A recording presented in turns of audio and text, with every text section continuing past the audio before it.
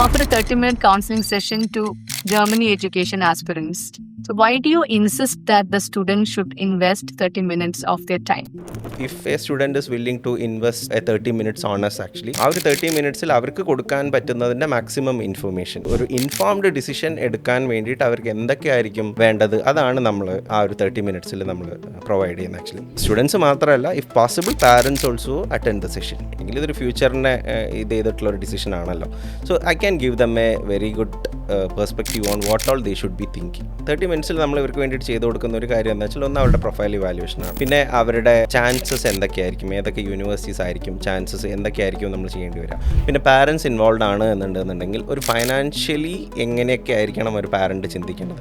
Education ലോണിന് പോകണമെന്നുണ്ടെന്നുണ്ടെങ്കിൽ എപ്പോൾ തൊട്ടിട്ടായിരിക്കണം അവരതിനെ പറ്റിയിട്ട് ചിന്തിക്കേണ്ടി വരിക, ഏതൊക്കെ സമയത്തായിരിക്കണം ഇതിൻ്റെ ഫണ്ട് അറേഞ്ച് ചെയ്യേണ്ടി വരിക. പാരൻസിന് എപ്പോഴും ഒരു സഡൻ സർപ്രൈസ് ആണ് പല സിറ്റുവേഷനിലും ഉണ്ടാവാറ്. വൈ? ബിക്കോസ് അത് പ്രോപ്പർ അവയർനെസ് ഇല്ലാത്തതുകൊണ്ടാണ്.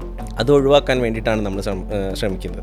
നമ്മൾക്ക് ഇവർക്ക് കൊടുക്കാൻ പറ്റുന്ന ഒരു ട്രാൻസ്പാരൻ്റ് ആയിട്ട് എങ്ങനെയായിരിക്കും ഈ പ്രോസസ്സ് പോകുന്നുണ്ടാവുക, എങ്ങനെയായിരിക്കണം സ്റ്റുഡൻറ്റ് ചിന്തിക്കേണ്ടത്, ഒരു overall picture we could give in this 30 minutes. That's why ആ ഒരു സെഷൻ്റെ മേലെ ഞാൻ കൂടുതൽ എംഫസൈസ് ചെയ്യുന്നത്. എക്സ്പേർട്സ് തന്നെയായിരിക്കും കൗൺസിലിങ്ങിന് ഇരിക്കുന്നുണ്ടാവുക. 2, 3, 4 വർഷമായിട്ട് ഇതിൽ തന്നെ ചെയ്ത് എക്സ്പീരിയൻസ് ഉള്ള സ്റ്റാഫ് തന്നെയായിരിക്കും sitting with the students actually. And I M making sure that is how it is happening.